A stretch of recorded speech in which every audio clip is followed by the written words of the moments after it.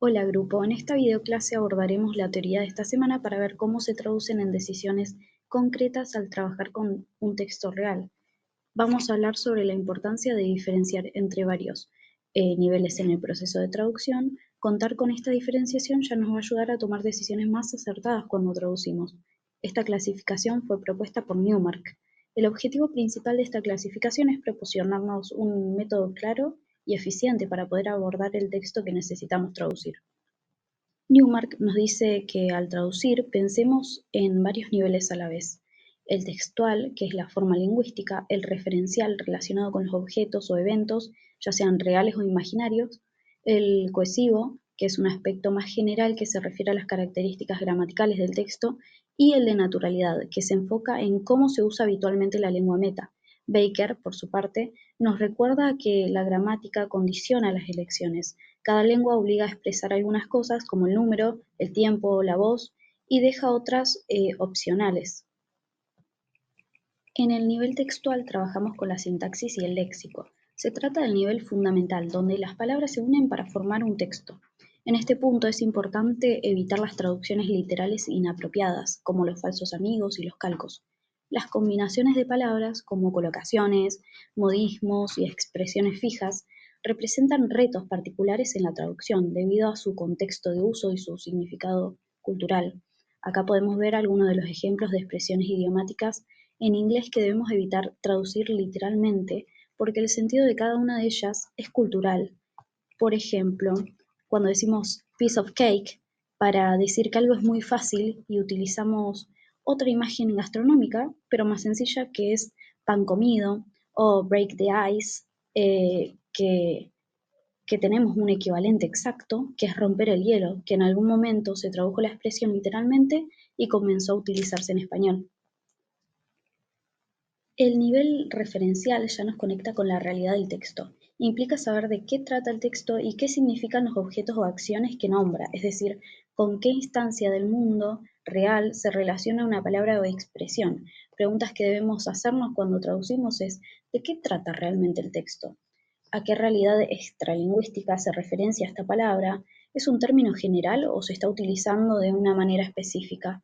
¿En cuál de todas sus acepciones se está utilizando esta palabra? Documentarse también es traducir. La búsqueda de enciclopedias, medios o bases terminológicas nos permite representar con precisión el referente. Acá tenemos el ejemplo de una cifra que hace referencia a una prueba de admisión universitaria en Estados Unidos, y usarla en inglés en el texto en español, es decir, transferirla directamente, puede confundir al lector. Lo mejor es adaptarla a un concepto equivalente en la cultura meta. Bueno, en este nivel ya analizamos cómo se hilan las ideas. La cohesión es una de las propiedades que hace que un texto sea un texto y no un mero conjunto de palabras. Es ese pegamento lingüístico que une las partes para que las ideas queden conectadas. También es clave observar cómo el texto está organizado en párrafos y respetar sus límites y funciones. No hay que confundir cohesión con coherencia. La coherencia es la progresión del tema. La cohesión es cómo se conectan lingüísticamente las partes. En los TPs que hacemos, debemos prestar atención a no desarmar el texto para convertirlo en oraciones sueltas o reordenar los párrafos arbitrariamente. Primero analizamos y luego decidimos cómo trasladar esa estructura al texto meta. En esta clase vamos a ver un ejemplo con conectores, aunque es conector concesivo, que recibe la interpretación característica de los adverbios de inclusión. En determinados contextos es intercambiable por la conjunción pero. Sin embargo, es un conector adversativo, contraargumentativo, marcador discursivo de oposición, restricción. A diferencia de aunque, sin embargo, no subordina. Enlaza las oraciones o los segmentos ya independientes y presenta un contraste con lo dicho antes. Por último, la naturalidad es el filtro que equilibra todo lo anterior. Significa que el texto traducido podría publicarse sin que nadie note que es una traducción. No basta con traducir correctamente. El texto debe sonar espontáneo, como si se hubiera escrito originalmente en español. Preguntas que deben guiar al traductor son: ¿se usa esa estructura en la lengua de llegada? ¿Es adecuado si mantengo el mismo orden de palabras que en el texto origen? ¿Esa frase o esa expresión no sería un falso cognado? ¿Estoy usando correctamente los gerundios, los infinitivos y los nombres verbales en español? No siempre son equivalentes. En el ejemplo vemos la expresión esta, que es una fórmula estandarizada del inglés, pero su traducción literal en español suena poco natural. Se prefiere una formulación más sencilla y natural. Este tema vamos a trabajar durante toda la cursada, articulando lengua española y traducción general.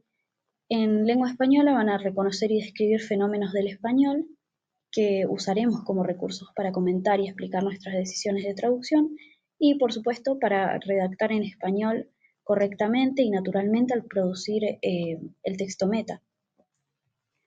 Podemos usar este análisis de 4 niveles antes, durante y después de traducir. Antes sirve para diagnosticar el texto origen, revisar el código lingüístico, identificar referencias extralingüísticas, prever el encadenamiento, chequear la naturalidad esperable y anticipar los problemas de equivalencia gramatical. Durante nos ayuda a tomar decisiones y justificarlas. ¿Qué opción respeta el código? ¿Cómo resuelvo una referencia? ¿Qué conector mantiene el hilo? ¿Qué elección suena natural? Etcétera. Después, en la autorrevisión, aplicamos la misma lista como control de calidad. Si estos 5 puntos están equilibrados, el texto estará listo para publicarse. Cualquier duda podemos comunicarnos por el foro. Que tengan una excelente semana de trabajo. Saludos.